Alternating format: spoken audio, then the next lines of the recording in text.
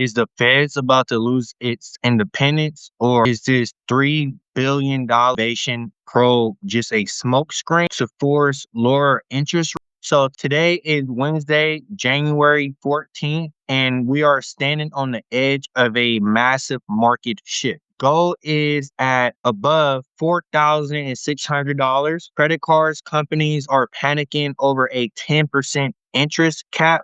And we just saw a historical regime change in Venezuela. While the headlines are screaming chaos, we're looking at the receipts to find the truth. So I'm a live trader on Top Step X, and I am an insurance broker, and I will break down the macro moves and the micro impact on your wallet. So let's get into the charts and see what's actually going on behind the scenes. So let's go to work. As of today, Wednesday, January 14th, 2026, the stock market is experiencing a pullback as it retreats from the recent record highs. Both the S&P 500 and the Nasdaq 100 are under pressure, while gold and silver are surging to unprecedented level. The Federal Reserve versus the Department of Justice. The $3 billion truth. So the overran proof. Is it false that Jerome Powell spent $3 billion personally? The total budget for the Fed's headquarters renovation is $2.5 billion, which is roughly $60 million above budget. The receipts. So the Department of Justice served grand jury subpoenas to investigate whether Powell misled Congress about the cost of luxurious features like the marble and private elevators. Powell claims the investigation is a pretext and excuse to bully him into cutting interest rates. So the probe was authorized by a closed presidential ally just as pressure for the rates cuts peaked. Trade and tariffs. Today, scouts, let's make a decision. So let's do some critical thinking. The tariff tax. Explain. Trump is taxing Iran. Let's look at the bigger picture. A 25% tariff tax on countries trading with Iran. And this is a secondary sanction. It forces countries like China to choose between trading with Iran or trading with the U.S. The ruling today, January 14th, the Supreme Court is expecting to decide if the administration can use the mercy laws, the IEEPA, to bypass Congress for global tariff. What it means: if the court strike down the tariffs, companies could get $150 billion in refunds, and consumer prices on tech and clothing could drop almost immediately. Global unrest. Iran, Nigeria, and Venezuela. Iran, we have protesters who are enraged. Since December 28th of last year, there was over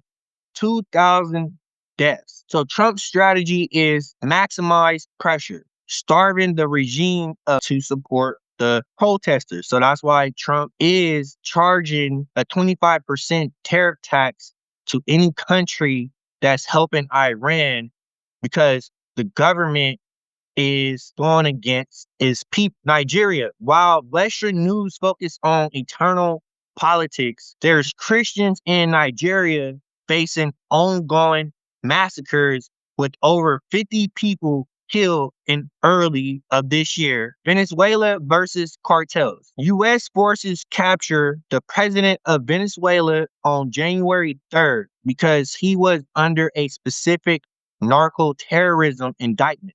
The U.S. hasn't done this to Mexican cartels because they aren't state actors. And a raid in Mexico would be an act of war against a friendly ally. So the logic here with the consumer affordability, the 10% rate cap, is capping credit cards rate at 10% is meant to stop 30% rip-off rates. The banks math. Banks make billions of dollars off high interest. If the cap passes, they agree it will be too risky to lend to people with low credit. The impact. Most analysts, 70% possibility expect a credit crunch where it becomes nearly impossible for subprime borrowers to get a car, and rewards like points or cash back are canceled to recoup lost profit. The macro level. So this is the great disruption. On a macro level, the US is moving from a system of global cooperation to a system of economic hardware. The Fed independence. So the Department of Justice probe into Jerome Powell is a signal to the world that the US government wants direct control over its central bank. The global impact. If the world thinks the Fed is just a tool for the president, they may trust the US dollar less. This is why you see gold hitting record highs of $4,600. It's the world's insurance policy against a messy US financial system. By capturing the president in Venezuela, the US is trying to unplug the world's largest oil reserve to lower global energy costs and break the influence of groups like OPEC, the New World Order, BRICS. Russia and China are leading the BRICS movement not because they are best friends, but for sanction proofing. They want a world where the US cannot turn off their money via the SWIFT banking system, the micro level, the wallet war. This is the part viewers care about most. It's about how their daily decision affects your daily lives. So the 10% credit card cap. The good is that if you already have a card and a lot of debt, your interest payment drops from 25% to 10%. The bad news is that banks make billions of dollars off that 25% interest. If they can't not make that profit, they will cancel cards for millions of people with lower credit scores. Access to emergency money could disappear for the people who need it most. So, scouts, the tariff decision and the Supreme Court can strike down these tariffs today because they're making a decision today. And it is massive tax refund for American families. Prices on shoes, clothes, and iPhones can drop almost immediately. Housing and buybacks. The government is going after home builders for using profit to build their own stock instead of building affordable housing. This could eventually lead to lower home prices, but only if the builders are forced to build more. Why the S&P 500 and the Nasdaq 100 is down today. So the market is currently being hit with a triple threat of earnings, policy anxiety, and legal drama. The morning slump. Let me go to my charts. So we can see the morning slump right here. We was consolidating hours before the New York stock market opened. And what happened was that we took a dip because of this triple threat of earnings. And like what we said in our last video, bullish momentum is nervous and investors are nervous. So we seen that the market immediately dropped when the New York stock market opened.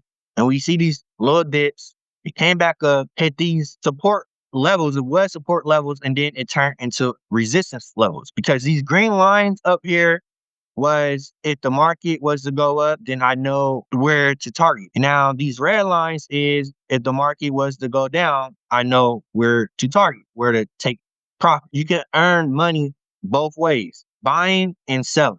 So I just plotted my levels, and based on the news and the Magnificent Seven keeping the stock market up, it only takes some really bad news to tank the market. And if we get a mixture of bad earnings, it will affect the market.